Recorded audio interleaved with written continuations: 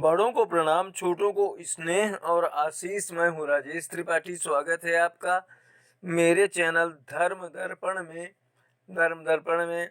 हम आपको विविध प्रकार के कथा प्रसंग सुनाते हैं। आज का प्रसंग है लक्ष्मण रेखा के बारे में।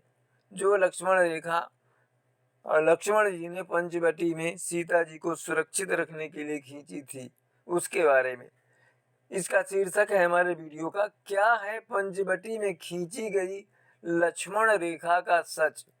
जिन लोगों ने भी तुलसीदास रचित रामचरितमानस पढ़ी होगी वे सीता हरण प्रसंग के बारे में अवश्य जानते होंगे।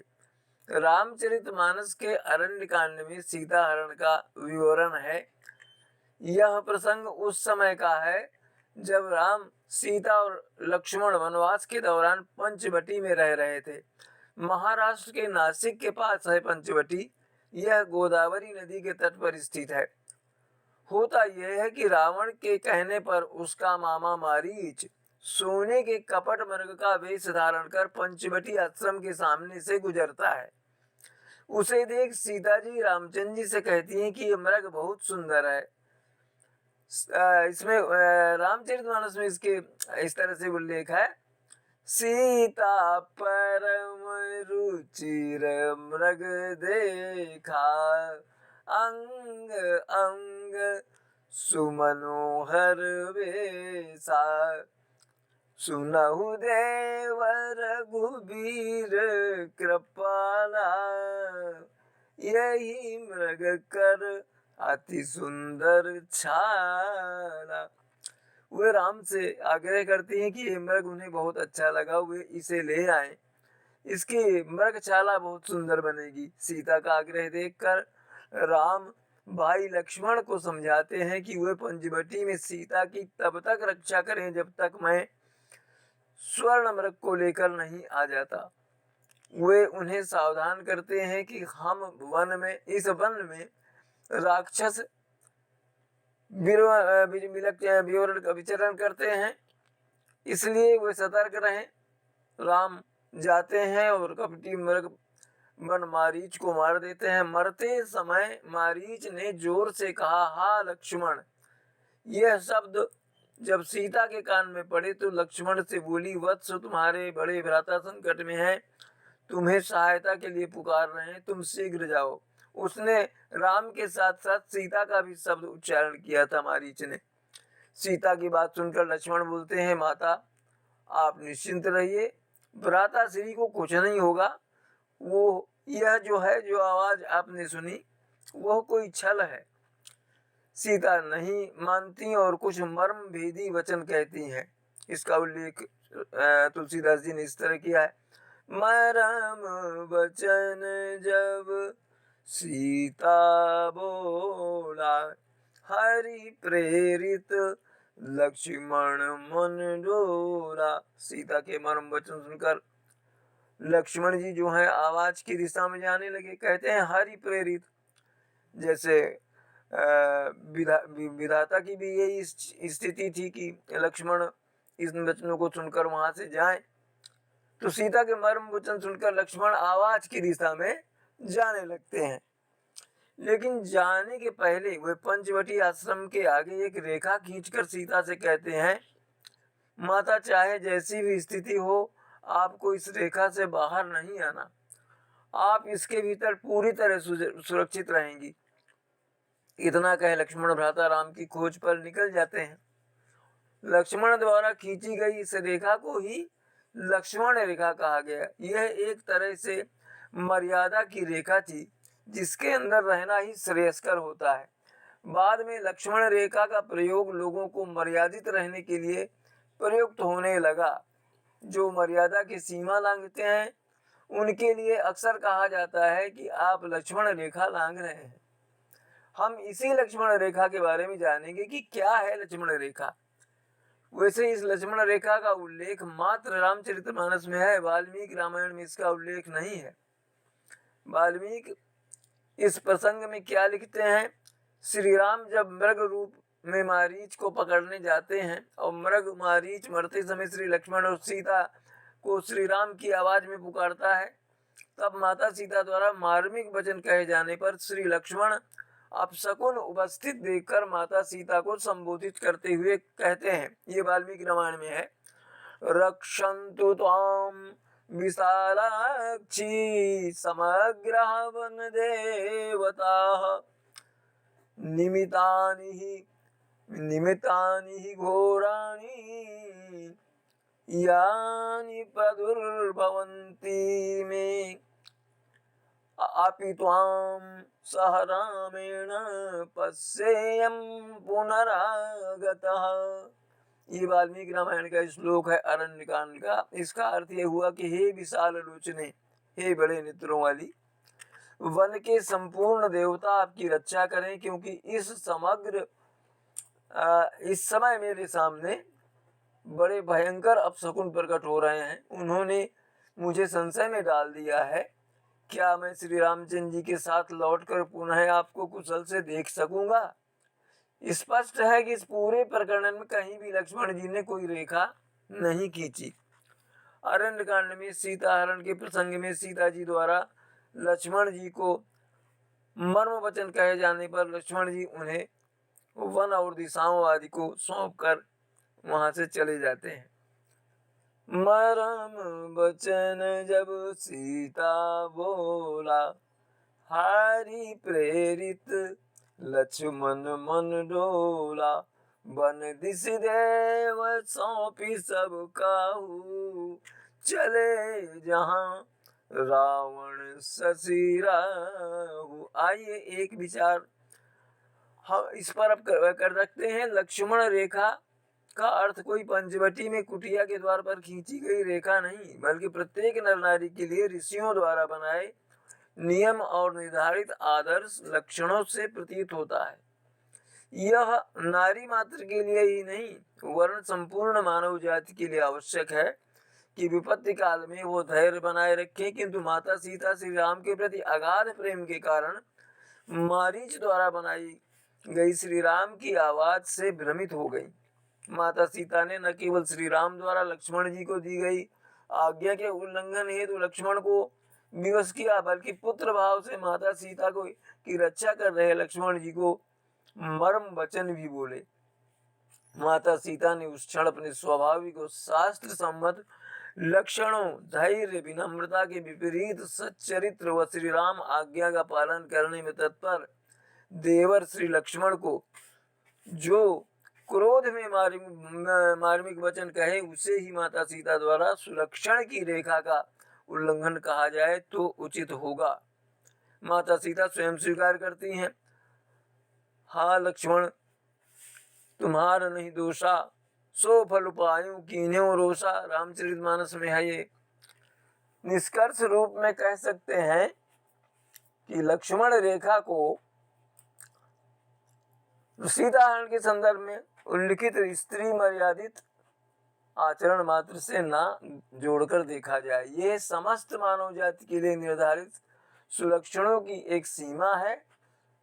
सुलक्षण, अच्छे लक्षण, जिसको पार करने पर मानव मात्र को दंडित होना ही पड़ता है। जो मर्यादा लंघेगा दुख भोगेगा। सीता की रक्षा के लिए खींची गई लक्ष्मण रेखा क्या थी? माना जाता है कि वनवास के दौरान जब लक्ष्मण अकेले सीता को कुटिया में छोड़कर निकले तो एक ऐसी रेखा बनाकर कि कोई उसे लांघ नहीं पाए, बल्कि ऐसा करते समय भस्म हो जाए। इस रेखा के बारे में कहा जाता है कि इसे खास तरीके से अभिमंत्रित किया गया था। जब राम मारीच का शिकार कर लेते हैं तो मरते वक्त मारीच राम की आवाज में लक्ष्मण और सीता का नाम लेकर रुदन करता है।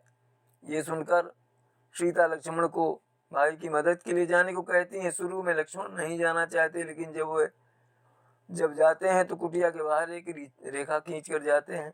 ये एक ऐसी रेखा जो शक्ति से युक्त थी, जो भी इसे पार करता जलकर भस्म हो जाता। शास्त्रों में कहा गया है कि लक्ष्मण ने महर्षि विश्वामित्र के यहाँ अभिमंत्रित रेखा बनाने की खास विद्या सीखी थी। वह इसमें पारंगत हो गए कि इस रेखा का नाम ही उन पर रख दिया गया। वाल्मीकि रामायण के अरण्य कांड में इस घटना का विस्तार से वर्णन किया गया है। इसमें कहा गया है कि सीता के नाराज होने पर जब लक्ष्मण बड़े भाई की तलाश में निकल गए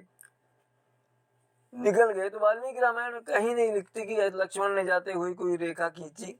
अब कुटिया में सीता को अकेले पाकर रावण सन्यासी का वेश बनाकर वहां पहुंच गया। वाल्मीकि रामायण आगे लिखती है कि सीता ने सन्यासी के रूप में आए रावण को बैठने के लिए आसन दिया, फिर पैर धोने का जल दिया, फिर फल आदि। जब सीता सन्यासी से परिचय पूछती है तो वो कहता है कि हे सीते, जिसके डर से देवताओं, असुरों और मनुष्यों सहित तीनों लोग थरथराते हैं, कांपते हैं, मैं वही राक्षसों का राजा रावण हूँ। रामचरितमानस इस प्रसंग को सीधे नहीं लिखता बल्कि मंदोदरी के मुंह से कहलवाता है, जबकि वाल्मीकि रामायण को सबसे ज्यादा परिस्थिति जन्य और प्रामाणिक माना जाता है। उसने सीता हरण का पूरा वर्णन ही अलग तरीके से किया है।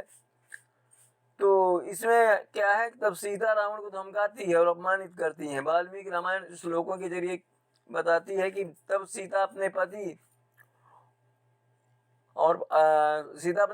पति के बारे में बताती है। फिर सीता का रावण से वाद विवाद होता है। रावण के लिए अपमानजनक शब्दों का इस्तेमाल करती है सीता। खुद के लिए अपमानजनक शब्दों का प्रयोग होते थे कि रावण क्रोध में आकर अपना रौद्र रूप धारण करता है और फिर सीता जी का बलपूर्वक अपहरण कर लेता है। शास्त्र कहते हैं कि लक्ष्मण रेखा जो अभिमंत्रित रेखा बनाना जानते थे। अब इस प्रसंग का जो जिक्र है वो रामचरितमानस में अलग ढंग से आया है कि वो रेखा लांघता नहीं है। वो भिखारी के रूप में आता है रावण और कहता है भिक्षाम देहि। सीता आती हैं तो उनसे कहता है भिक्षा दो। सीता कुछ फल आदि लेकर के जो भिक्षा देने आती हैं तो वो कहता है कि नहीं, बंधी हुई भिक्षा मैं नहीं लूंगा, ये रेखा से बाहर आओ तभी लूंगा। तो जो ही सीता रेखा से बाहर जाती हैं वो उनका अपहरण कर लेता है। रामचरितमानस में इस तरह से है। इसका जो असली नाम शायद पता नहीं होगा। लक्ष्मण रेखा का नाम जो है वो सोमतिथि विद्या इसको कहते हैं। यह भारत की प्राचीन विद्याओं में से है जिसका अंतिम प्रयोग महाभारत युद्ध में हुआ था। महर्षि श्रृंगी कहते हैं कि यह एक वेद मंत्र है। सोमवती व्रत रथ स्वाहा वेतु संभव ब्रह्मे वाचम प्रवाणम भग्नम बहे रेत अवस्थी। यह वेद मंत्र है। उस सोमनाकृति के यंत्र का पृथ्वी और बृहस्पति के मध्य कहीं अंतरिक्ष में एक केंद्र है जहां यंत्र को स्थित किया जाता है। यह यंत्र जल, वायु और अग्नि के परमाणुओं को अपने अंदर सोखता है। उसके अंदर जो भी रहेगा वो सुरक्षित रहेगा, लेकिन बाहर से अंदर अगर कोई जबरदस्ती प्रवेश करना चाहेगा तो उसे अग्नि और विद्युत का ऐसा झटका लगेगा कि वहीं राख बनकर उड़ जाएगा। जो भी व्यक्ति या वस्तु प्रवेश कर रहा हो।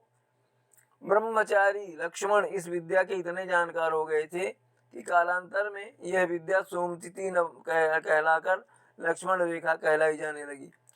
जब महर्षि भारद्वाज ऋषि मुनियों के साथ भ्रमण करते हुए वशिष्ठ आश्रम पहुंचे तो उन्होंने महर्षि वशिष्ठ से पूछा, राजकुमारों की शिक्षा दीक्षा कहाँ तक पहुंची।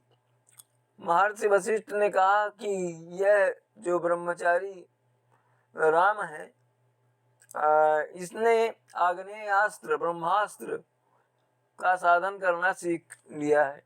यह धनुर्वेद में पारंगत हुआ है। धनुर्वेद यानी धनुर्विद्या।